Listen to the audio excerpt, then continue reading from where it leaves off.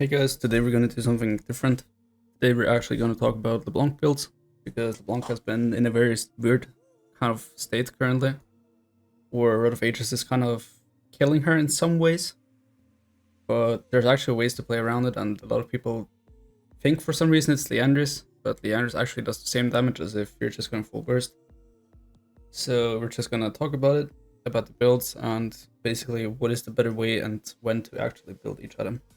First build we're going to be talking about is basically just a standard build, the Ludens into usually Sorc boots. A lot of people also go Mercs or Lucidity.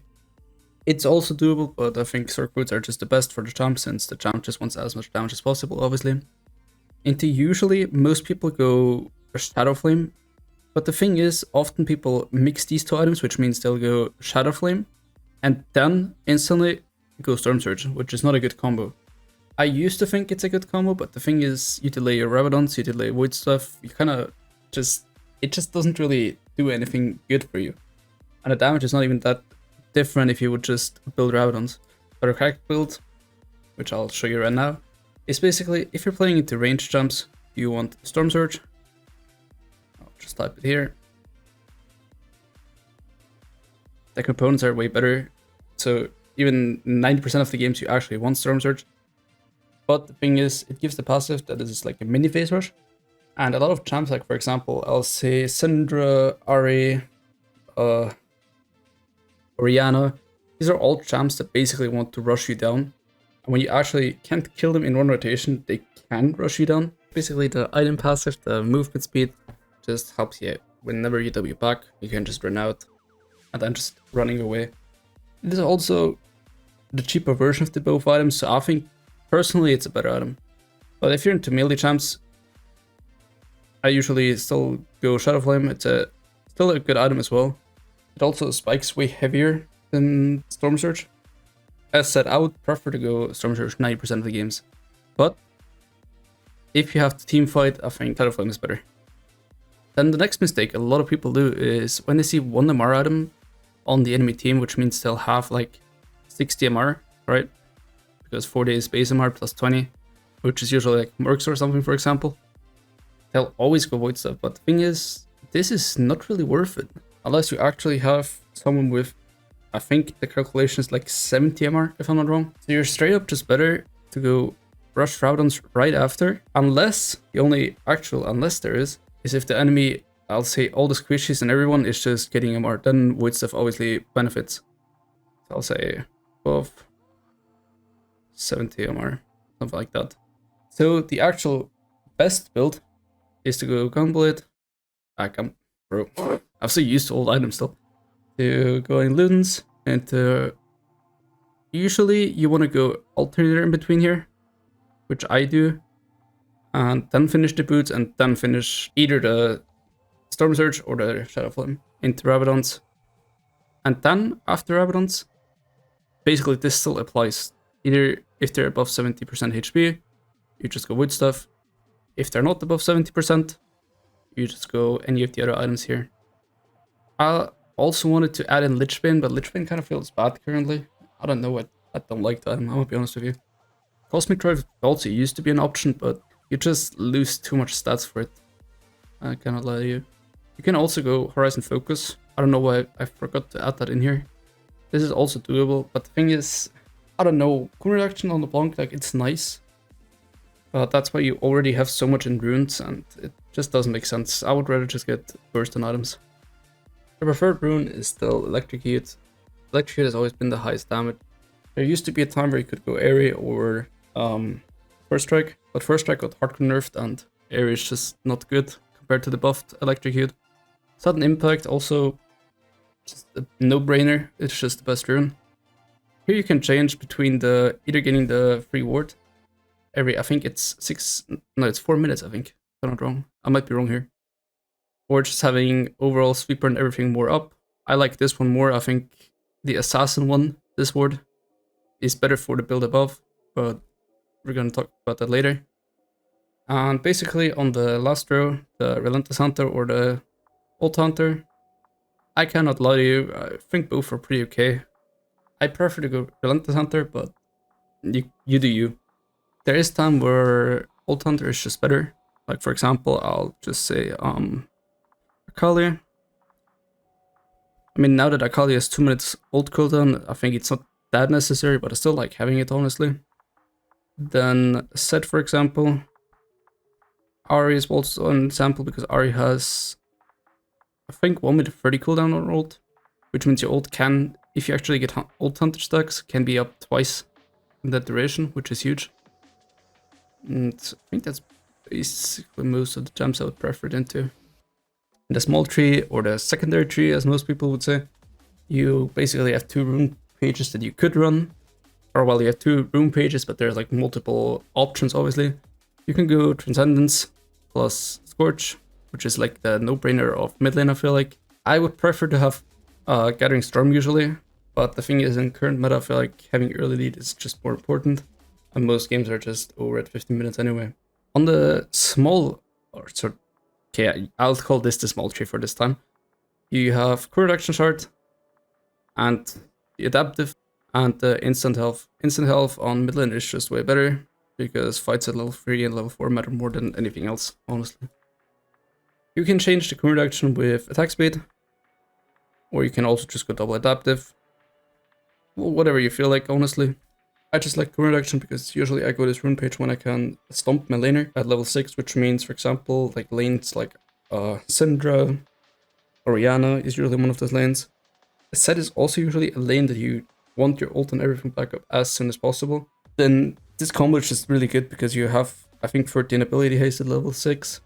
And if you actually rush Lost Trap there, you obviously have 23, which just basically makes your WP up as fast as possible. The second option is more against teams where you know your lane you don't really need Core Reduction.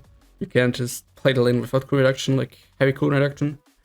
Or they have a lot of HP. A perfect example is Twisted Fate. Wait, I'll write it down. Aurelion Soul. I also want to say in some scenarios with the current Rod of Ages build, maybe Victor. But I feel like Victor is just a very weird case currently in this meta. Because I feel like you can't really punish the jump, but as soon as you get level 9, I think the matchup becomes very easy.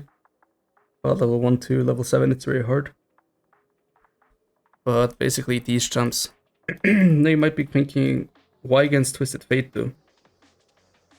Basically the whole point of this setup versus Twisted Fate here is just to make sure the cutdown value goes up.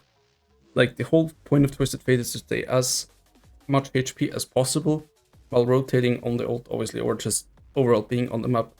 But TF can't be on the map if you just pressure him to be like 50% HP with this setup. And cutdown value just goes insanely high on this, obviously. That would be it for the standard build. Right here. This is basically just this section here. The second build is the option that I like doing a lot more. I've been doing this on stream a lot lately. I think it's also just a better build, honestly. But obviously this build is not very viable in the cases of that a lot of current champs are untargetable, have something to dodge your abilities, or just overall have something like a damage reduction, like Cassandra W, for example. This champ is also getting buffed, so you'll see it a lot more. And that's the few cons of this actual build. You have 0 core reduction, which kind of just sucks. It's honestly a worth trade-off because this build makes you a lot more useful against anything else, like for example 80 carries or just doing your actual drop as an assassin. So why is this build actually good? The thing is, obviously, I mean, Storm Surge, it has Magic Pen in it, which is already the go-to answer. The only issue with this item is the fact that you have less AP, which you actually balance out with Absolute Focus here, which also, since you don't have mana, balances out with Mana Flow, which is the whole setup of the 2 runes or a secondary rune page of this. Right after having Storm Surge, you will go Shadow Flame. I usually try to go the complete Shadow Flame before I finish boots. This is the sole reason that you don't have enough AP to one-shot the backline otherwise. But as soon as you have, usually I'll say it's Hextech Alternator, but it's often depending on what time in the game it is, obviously. So not 100% sure. Basically, if you have Storm Surge plus Alternator, you should one-tap the wave, which means you can go boots in between finishing the item as well, obviously. but I just think finishing the item is more important. Because these two together are such a heavy spike that just matters way too much for solo queue. And solo queue is about being strong as hell. Then after having these 3 items, usually a mistake that I already said earlier, that a lot of people do is going void stuff. Sorry, I'll draw it different. Is going void stuff. This is, as said, not good, and especially if you're doing this build, this is very suicidal. Because this build combined has 44 magic ban. Most champs in the game have 40 MR, which means you're left with 4 MR, usually. Which basically just means all the pan of void stuff just becomes useless. It doesn't do anything. You can't do more damage than already true damage, you know what I mean? Like, it doesn't go into the negative amount, sadly. So usually, when you do this build, either you finish other boots, which is also doable. I don't like it that much, I'll be honest. But you can also go mercs, obviously. Or Lucility, but I won't lie, if you go Lucility with this, I think it's very doomed. You should not do that. The whole purpose of this whole build is just, as said, to deal the max amount of damage. It's the whole purpose of it. So what you want to do is, after having these 3 items, you just want to go Rabadons. This is usually always more worth it, unless, as I said earlier, 2 or 3 champs have 70 MR plus. And even with this build, from what I remember, this is not even that valid, because you have so much magic pen. They actually need, I think if the number was 85, if I'm not wrong. So 85 MR, which most champs can't really get. Like, they can get it, but obviously they're going to be weaker because they have passive items, and yeah, you're just going to be stronger than them. And shouldn't forget, this is also a thing, because a lot of people saw me write 2 or 3 champs there. If the enemy team has 2 tanks, bruiser, whatever you want to call it, and they're not really the damage dealers or the carries of the enemy team that will actually matter the outcome of the game, then you should not build void stuff for them. Your whole job is to actually kill the person that could trouble the game, you know what I mean? Like, for example, there's Xeri or Jinx, call whatever, Viego, something like that. Then you want this, obviously. Otherwise, I think you should not go this. Then after you finish Rabadons, that is just I'll just circle it so you know. After you finish this, again, the question is, does someone have 80 MR plus, or 85 MR, I think it was, or not? If they don't, build any of the other items, and just hold void stuff for later on. You can also do something that I like to do, which is, as soon as you finish Rabadons, you buy the 1100 gold item from void stuff. I don't really know what it's called, which gives you, I think it's 10% magic ban. It's also a pretty good item, but basically just so you can sit on it, and in case they actually rush MR, like everyone builds MR for whatever unholy reason, let's say your team picked full AP or something, then you can still finish Rabadons, or void stuff in time, sorry. But otherwise, just get either Horizon Focus. Horizon Focus is the highest damage item that you can get with this combo, because it amplifies on basically every ability you have. And it's obviously Q reduction. You kind of need Q reduction with this build. The only time I wouldn't get this is if I had an Infernal map and already had a Hextech Drake, for example. Plus, obviously, when you get blue buff, but it's just a scenario that you should not, doesn't really apply often. So, this is the highest damage. I wrote this wrong 100%, but I'm tired as hell. Forgive me. Then obviously you have Sonias or Banshees, depending on what you could use more. With this build, I've also been thinking about just going Megas in between, but I feel like the spikes matter too much, that the only time you could actually go Megas is here. And it's just weird getting Megas this late, you know what I mean? So yeah. To explain the runes at the last part, the only reason, it's basically the same as before, this whole thing. The only new thing here is that Treasure Hunter is in here.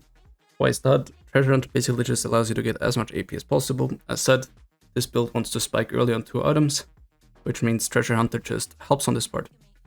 Obviously, with this build you have less AP as well, which means you just want to have as much gold as possible so you still one-shot the wave in the backline.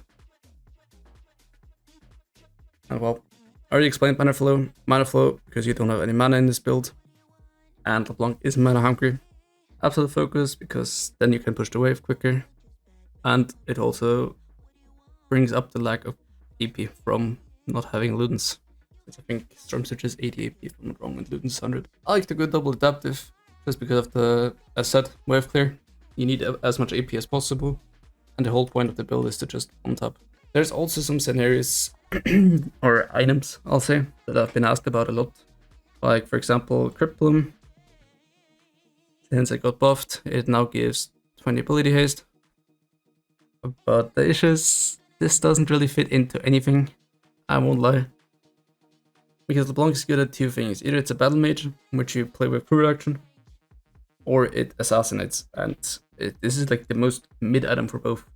It gives 60 ability haste, for AP, which is not good for LeBlanc. LeBlanc wants as much AP as possible.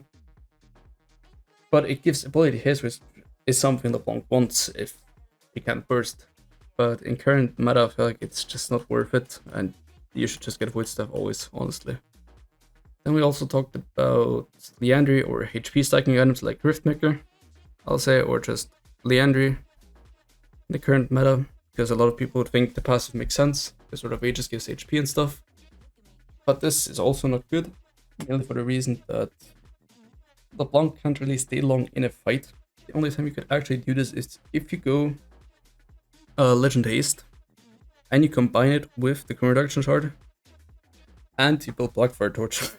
But that's just, it doesn't feel good. I already tried it on stream. It is okay if you're playing LeBlanc top lane, but LeBlanc top lane is a whole different story with a whole different rune setup, which I don't think a lot of people care about, to be honest. If there's any question, obviously feel free to ask them in the comments. I read all of them. I mean, there's not a lot currently, but I still appreciate all of it, and thank you for the, obviously for the support. It's been pretty amazing, I cannot lie. And yeah, I'll see you guys on the next stream, which is on Monday most likely. Yeah, have a good night.